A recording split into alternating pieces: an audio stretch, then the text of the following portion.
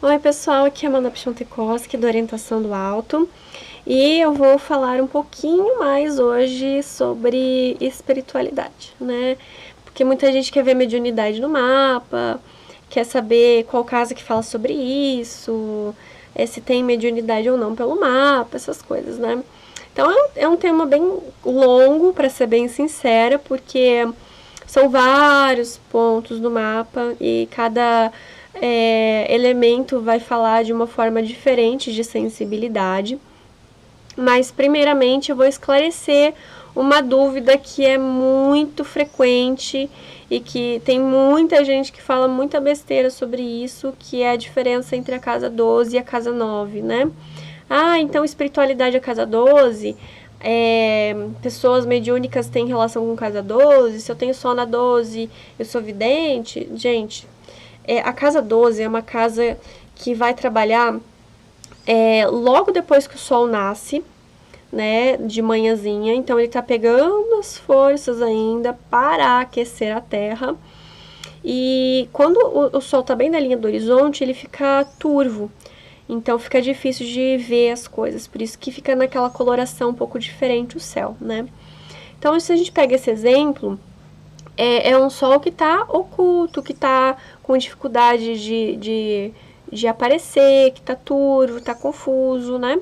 E ela é uma casa antes do ascendente, então ela vai trabalhar o momento de gestação da pessoa, algo que ela não vê, que foi antes do nascimento dela.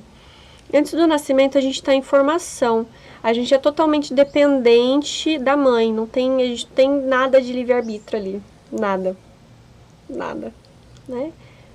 Guarda essa informação, nada de livre-arbítrio, casa 12.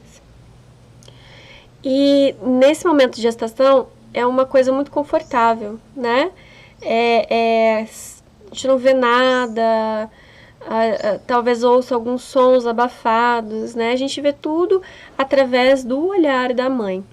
Então está totalmente à mercê dessa mãe, que conforta, que pode estar ali querendo ou não o bebê, que pode estar feliz ou não, pode ter passado por alguma situação ou não, etc. A gestação ela também vai ser vista em alguns outros pontos do mapa, mas é principalmente a casa 12, tá? Dentro desse simbolismo. E além disso, então, ela vai representar todas as vontades ou não de voltar para esse conforto de dependência, tá? E o que a gente fala quando a gente fala de uma dependência num adulto? A dependência está relacionada a uma carência, a uma falta, e a consequência disso é um vício, uma dificuldade, uma debilidade, né? Onde a pessoa se torna refém de algo que ela considera bom e que ela sente que ela precisa daquilo mais que tudo. E que aquilo, na verdade, prejudica, cega, faz com que a pessoa enxergue o mundo à mercê daquela situação, como um bebê na barriga da mãe. Quando o bebê na barriga da mãe, ele é bem cuidado, bem nutrido, etc., a tendência da pessoa querer voltar para essa casa 12 é bem menor, porque ela está preparada para o mundo, tá tranquila.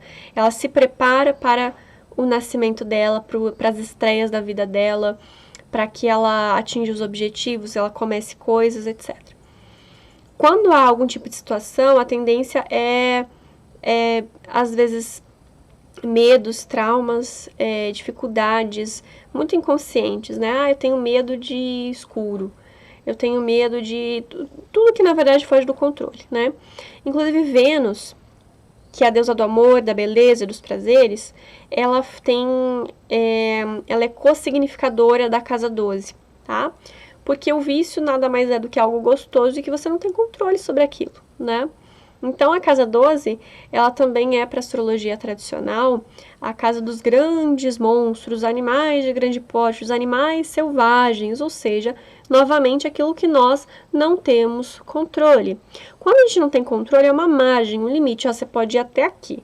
Nós temos livre-arbítrio? Temos, mas não tem como eu controlar o livre-arbítrio do outro, principalmente o outro que é selvagem, que é guiado pelos instintos mais brutais de sobrevivência, né? Então, por isso que são os monstros e os animais de grande porte.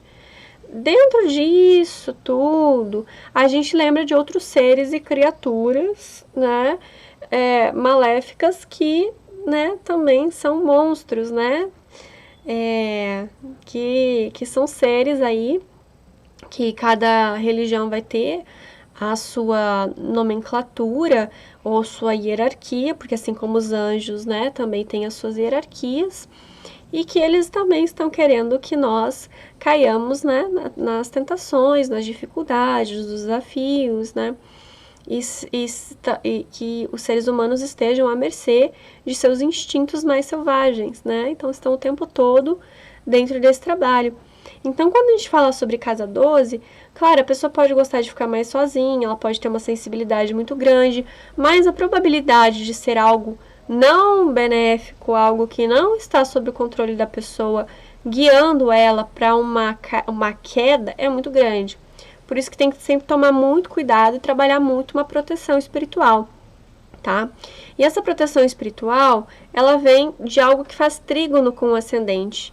O ascendente, ele representa a vida, a vitalidade, o próprio nativo do mapa, os começos, o nascimento, respiração. A primeira respiração é o ascendente, ou seja, o primeiro contato com a vida e com a clareza e a autonomia e o livre arbítrio, né? Então, algo que faz um aspecto benéfico com isso, ou seja, uma angulação benéfica com isso, é algo que está favorável a isso. E algo que está favorável a isso dentro de um trígono ali, né? É a casa 9. A casa 9 é também conhecida como a casa de Deus, né? Tem relação com a astrologia medieval, essa nomenclatura, e onde o Sol é jubilado ali, né? Que é a clareza, a vitalidade, a vida.